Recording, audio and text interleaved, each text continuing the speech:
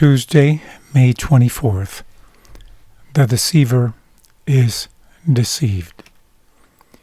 Read Genesis 29, 1-30. How and why does God allow for Laban's deception? What lessons did Jacob learn? The first thing that Jacob sees when he arrives at the place of destination is a stone. Perhaps a hint referring back to the stone of Bethel, which signified God's presence. Genesis 28, 18-19. It is this stone that will, after all, give Jacob the opportunity to interact with Rachel. When Jacob hears from the standing shepherds that Rachel is coming with her sheep to water the flock, he urges the shepherds to roll away the stone. They refuse, which gives Jacob the opportunity to do it alone and to introduce himself to Rachel, Genesis 29:11. Rachel responds by running to her family. This first contact between Jacob and Rachel was productive. Jacob loved Rachel, Genesis 29:18, so much that the 7 years he worked for Laban in exchange for Rachel were like a few days, Genesis 29:20. However, after these 7 years, Jacob is deceived. On the night of the wedding, it is Leah, the elder sister, and not Rachel, whom Jacob discovers in his bed. Taking advantage of the confusion of the feast and of Jacob's intense emotion and vulnerability, Laban had managed this trick. Interestingly, Jacob uses the same root word for deceive, Genesis 29:25, that Isaac had used to characterize Jacob's behavior toward his father and his brother, Genesis 27:35. Note that the same thinking also is implied in the lex talionis, law of retaliation, eye for eye, tooth for tooth, Exodus 21:24 compared with Genesis 9:6, which forces the culprit to identify with his or her victim in that the culprit faces what the victim did. In a similar way, then, what Jacob had done to someone else had now been done to him. Jacob understands now what it means to be the victim of deception. Ironically, God teaches Jacob about his own deception through Laban's deception. Although Jacob is, as deceiver, Genesis 27:12, knows well what deception means, he is surprised when he is the victim of deception.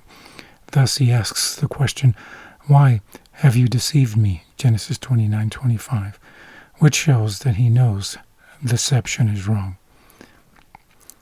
Though Jacob was the deceiver, he himself was the deceived.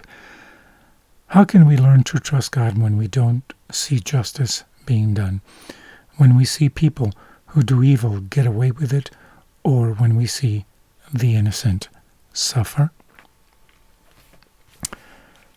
From the book Patriarchs and Prophets, page 189 and 190, it says, 7 years of faithful service Jacob gave to Rachel, and years that he served seemed unto him but a few days, for the love he had to her. But the selfish and grasping Laban, desiring to retain so valuable a helper, practiced a cruel deception in substituting Leah for Rachel. His indignant rebuke to Laban was met with the offer of Rachel for another 7 years' service. But the father insisted that Leah should not be discarded, since this would bring disgrace upon the family. Jacob was thus placed in a position most painful and trying. He finally decided to retain Leah and marry Rachel. Rachel was ever the one best loved, but his preference for her excited envy and jealousy, and his life was embittered by the rivalry between sister wives.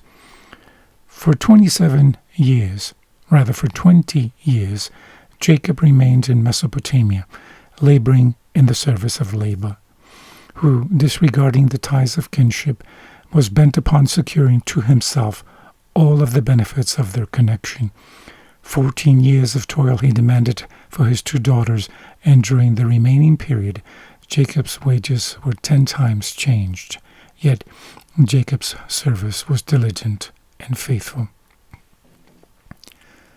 From the book Testimonies for the Church, Volume 4, pages 310 and 311, it says, "Deceit, falsehood, and unfaithfulness may be glossed over and hidden from the eyes of man, but not from the eyes of God. The angels of God, who watch the development of character and weigh moral worth, record in the books of heaven these minor transactions which reveal character.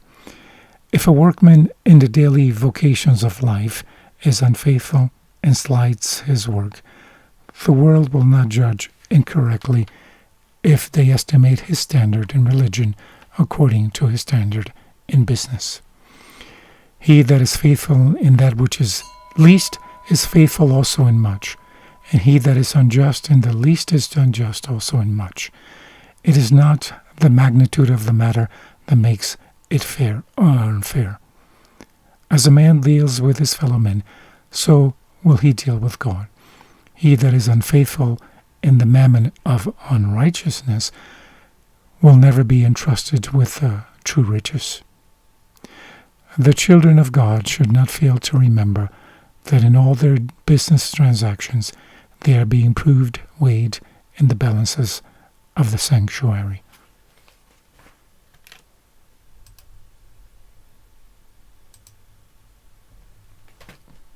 Coming. Tuesday, May 24th. The deceiver is deceived.